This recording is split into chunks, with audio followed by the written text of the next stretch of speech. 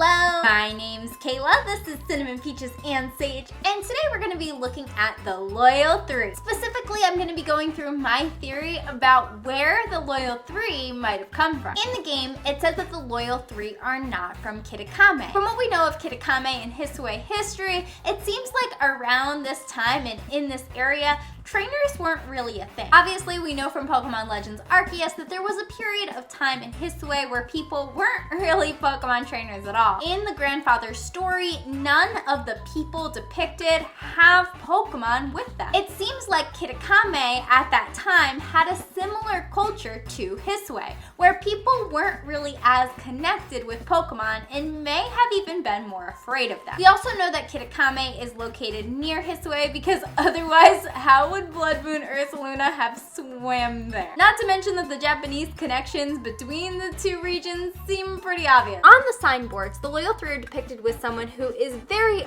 obviously a trainer. But in this time period, there would be no trainers in Hisui or Kitakami. So this trainer and these 3 Pokemon must be from somewhere else. This also connects to why the people in Kitakami would have been afraid of Ogerpon despite her being so adorable. But anyways, let's get back to the Loyal 3. We've established that the Loyal 3 and their trainer are from another region, and it's likely not Hisui. What other clues do we have about the Loyal 3 to figure out where they're from? Well, if we look at the Loyal 3's trainer with their string of Pokeballs, we have seen strings of Pokeballs before. Mainly, we've seen them as part of Alder's design. In case people aren't remembering at the moment, because it's been a long time since Gen 5, Alder is the champion of Unova. Somebody resembling Alder is also on scrolls in Pokemon Legends Arceus and is suggested to potentially be the ancient hero, but we said that there's no Pokemon trainers really in Hisui, and that doesn't really make sense, so we're gonna look at other regions. Speaking of Unova though, it actually fits really well for the Loyal 3. Based on information in the game, that the Loyal 3 were very different before and after they received the Toxic Chain. Okidogi used to be weak, and the Toxic Chain gave him strength. Whatever Pokemon Munkidori used to be was clumsy and not so smart, but the Toxic Chain made it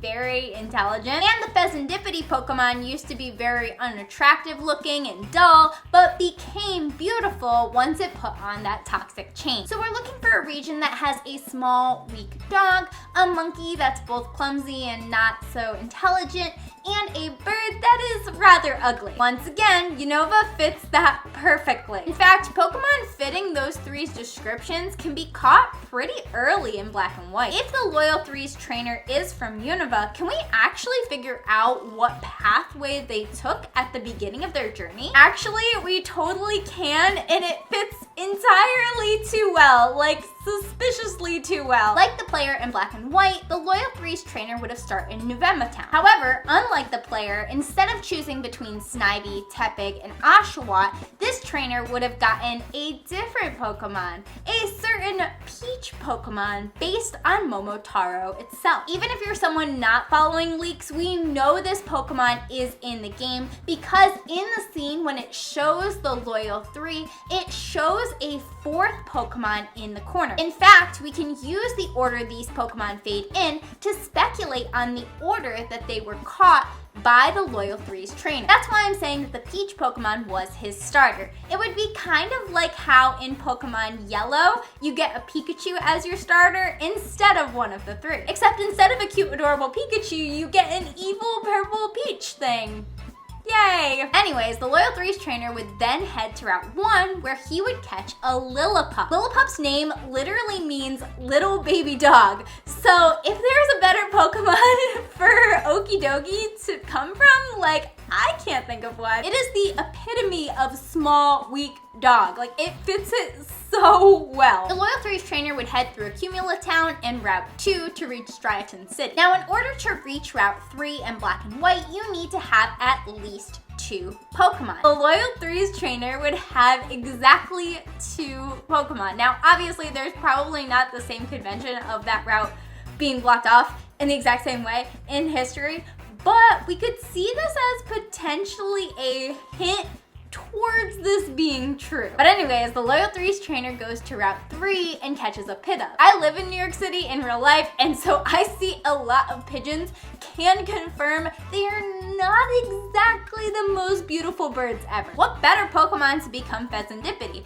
especially if we look at the similarities between Pheasantipede and Pidov's evolution, Tranquil. That just leaves one more Pokemon to catch, the Pokemon that would become Munkidori. I think that the Pokemon that makes most sense to become Munkidori is Panpour. The elemental monkeys represent the concepts of hear no evil, see no evil, speak no evil, with Panpour representing the concept of see no evil. We know Panpour is see no evil because if you actually look really closely at its eyes, it's very likely blind. Like, look at this. We're not just seeing its eyes closed. As you can tell when it blinks, its pupils are actually white. While in modern day we have a lot more resources to help people that are blind, you can imagine this small monkey really struggling historically in this world. Not only would it gain wisdom from the toxic chain, it would also gain the ability to see, which would make it easier for it to move around. In Black and White, the elemental monkeys can be obtained in the Dream Yard near Striaton City. The Loyal Three's trainer could have easily gone to Castelia City from here, and as we know in modern day, there are a lot of boats in Castelia City. In modern Unova, it is the main city. It is a huge transportation hub, so if the Loyal Three's trainer was going to another region, it would make sense that this would be the transit point. The Loyal Three's trainer would make their way to Kitakami, and then the events that we see in the game would transpire. Unova is also where the Indigo Disc is going to take place, so maybe we'll get more hints to this in DLC Part 2. I've looked at all of the other regions to see if any of them fit this well, and honestly, they just don't. If the Loyal Three's trainer and their Pokemon are just from one region, it most likely is Unova. Of course, that only leads to more questions, like where did this trainer go after the Loyal Three were killed? And also, what happened to their Momotaro Peach starter Pokemon? With what we know so far, I'm not sure if we can really answer these questions, though Peachy's stand is looking more and more suspicious. What do you think of these ideas? Do you think the Loyal Three's trainer was from Unova? Let me know in the comments. Also, if you have any thoughts as to what happens to the Loyal Three's trainer after Ogerpon attacked and killed the Loyal Three, let me know in the comments. Make sure to like, subscribe, and if you enjoy discussions like this, I highly recommend you join my Discord, Capsule Monsters. I hope you have a great day or night, and I will see you in the next one. Bye!